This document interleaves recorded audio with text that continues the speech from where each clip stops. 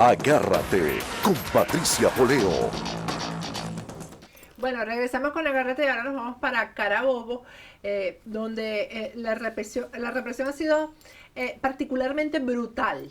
Es, digamos, yo creo que el estado en todo el país donde más criminales se han comportado los efectivos militares y la policía. Conmigo está aquí en el estudio Jorge Cruz. Jorge es dirigente de Voluntad Popular precisamente en el estado Carabobo. Ahora estás exiliado aquí en Estados Unidos. Sí, Jorge. sí. Muchas gracias por la invitación. Y vía Skype tenemos para acompañarnos también en esta parte del programa a Ángel Álvarez Gil. Él es diputado a la Asamblea Nacional por Voluntad Popular por el Estado Carabobo. Buenas noches, Ángel, ¿cómo estás? Buenas noches, Patricia. Un fuerte abrazo para ti, para tu familia, igualmente para ti, Jorge, y para toda la comunidad que estoy seguro nos están viendo. Bueno, Carabobo tiene exiliados. Aquí tenemos a Jorge, que es un ejemplo, pero además tiene la represión más brutal que se ha visto durante toda esta jornada de protesta. Ángel, háblanos un poco de eso, de qué es lo que está pasando en Carabobo y por qué. ¿Y por qué específicamente en Carabobo está pasando esto? Mira, Patricia, en los más de 40 días que van de protesta, que además es un gesto de resistencia pacífica que tenemos todo el pueblo venezolano, a fin de restituir el Estado de Derecho, la credibilidad en las instituciones y la plena democracia, ya van más de 40 mártires asesinados a manos de este gobierno que sigue llenándose de sangre. En Carabobo nada más podemos decir que de 40 hay 7.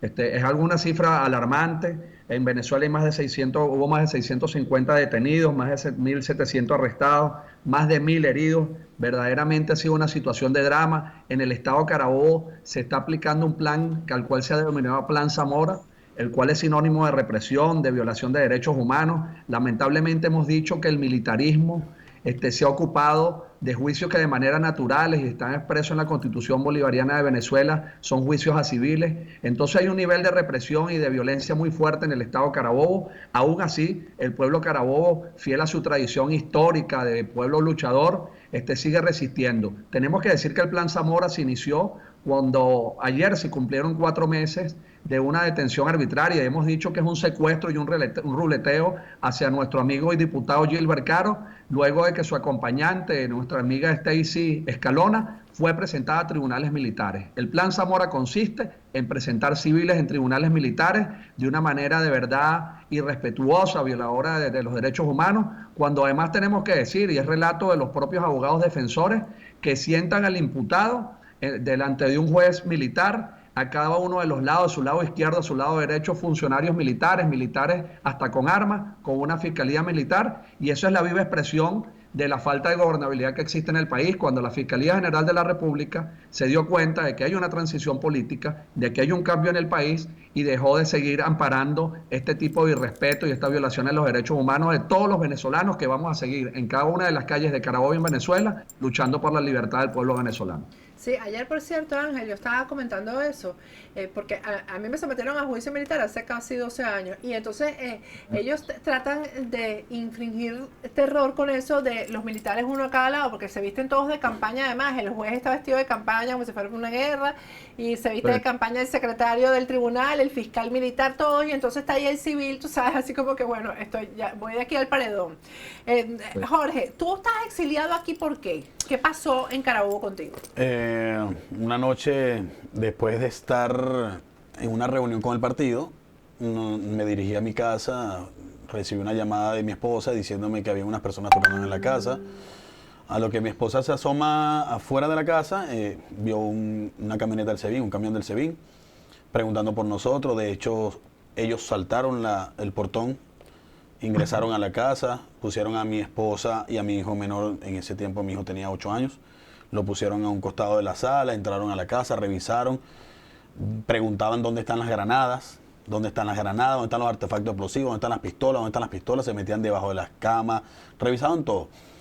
A todas estas, yo llamo para la casa, a mí me comunican con la persona, me dicen, tienes que venir para acá urgente, porque tú tienes que presentarte en el SEBIN. Yo le digo, yo no voy a ir para allá. Ni que tú me digas, ni que venga nadie a decirme, yo voy a ir para allá. Lo que sí te digo es, mosca con mi familia, ve bien lo que vas a hacer con mi familia, porque si a mi familia le pasa algo, me vas a perjudicar a mí en la vida para toda, por siempre. ¿Ve? Ellos se retiran de la casa en vista que yo no llego, Y posteriormente a eso yo actúo en la forma, yo no llamo cobarde, sino por resguardar a mi familia. Decido venirme a Estados Unidos, contacté a unos amigos, decidí estar a Estados Unidos, compré 2 pasajes para poder llegar aquí, uno por Maiquetía y uno por Puerto La Cruz, el cual salí por Puerto La Cruz. No quería que me fueran a agarrar en uno de los terminales. Y llegué acá a Estados Unidos, bueno, y me recibieron muy bien, gracias a Dios, y por ahí se va todo en ese municipio. Ángel, ¿qué hace de Carabobo tan particular con el tema de la represión? ¿Esto tiene que ver con el gobernador? ¿Tiene que ver con el jefe militar en la zona? ¿Con qué tiene que ver esto de que sea tan cruda la represión? Ahora vamos a ver un video también de algo que pasó hoy en el Trigal, que es una zona también de Valencia. ¿Qué es lo que hace tan represivo al Estado de Carabobo? Primero que nuestro estado se encuentra, como tú lo sabes, muy cerca de la ciudad capital. Es un estado que tiene una gran influencia política en cualquier decisión nacional y que toda la trayectoria que tiene el pueblo heroico de Carabobo de estar en las calles, de luchar, hace resistencia ante esta dictadura que lamentablemente pretende arrinconarnos y cercenarnos todo este futuro y toda esa paz que queremos tener. Y como veníamos comentando hace algunos minutos, el militarismo. Ese proceso militarista que tiene que volver, los militares tienen que estar en los cuarteles, los civiles tenemos que asumir la responsabilidad de la gestión pública.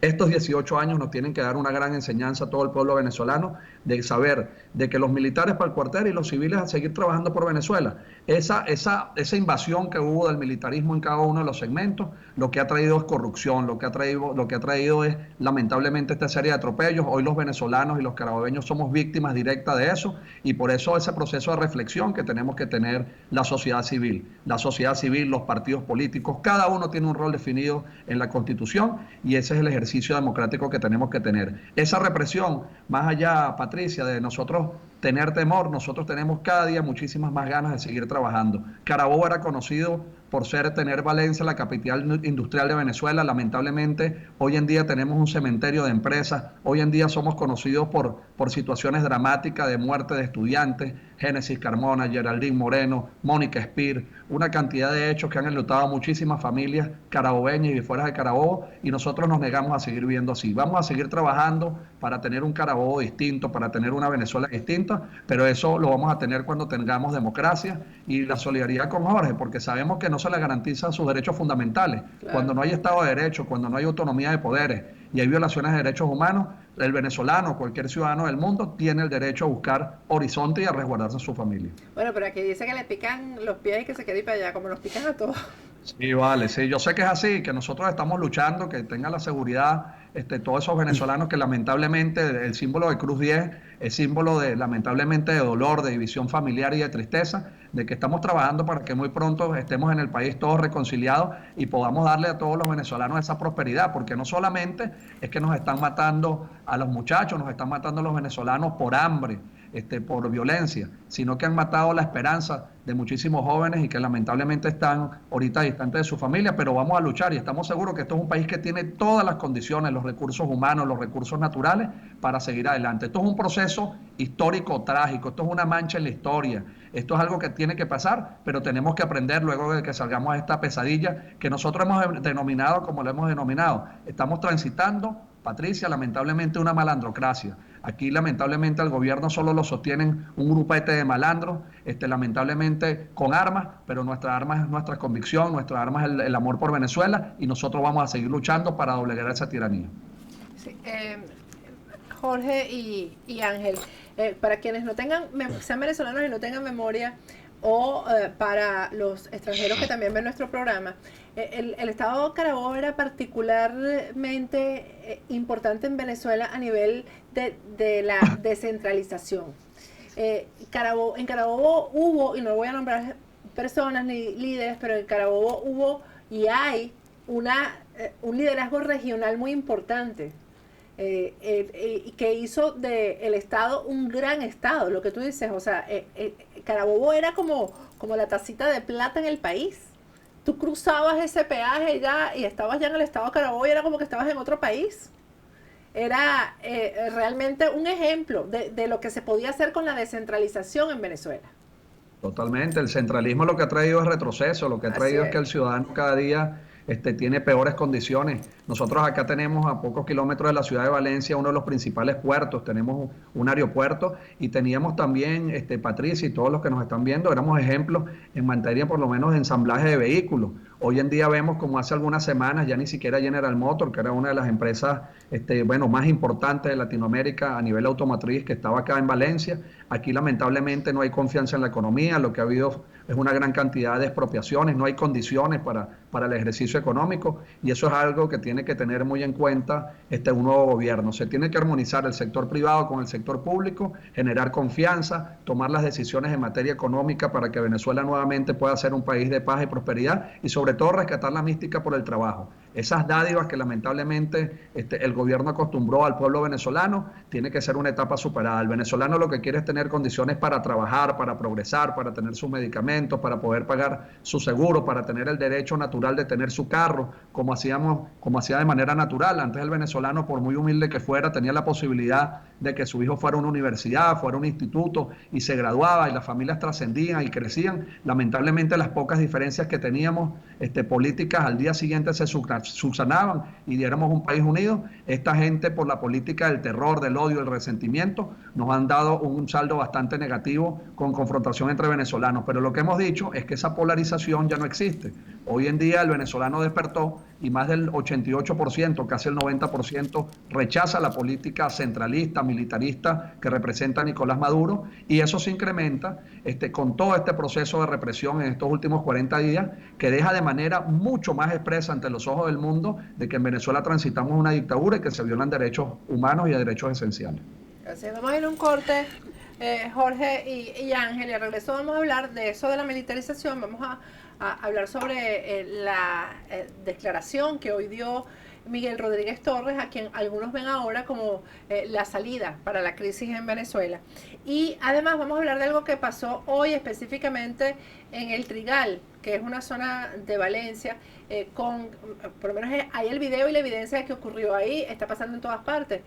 La policía detiene a los manifestantes, los baja del carro, se los roba, o a las personas que creen que son opositores, les roba el carro y mete preso al conductor, sin fiscalía de por medio. Ya regresamos con Jorge Cruz y Ángel Álvarez, diputado de la Asamblea Nacional por el Estado de Carabobo. Ya volvemos.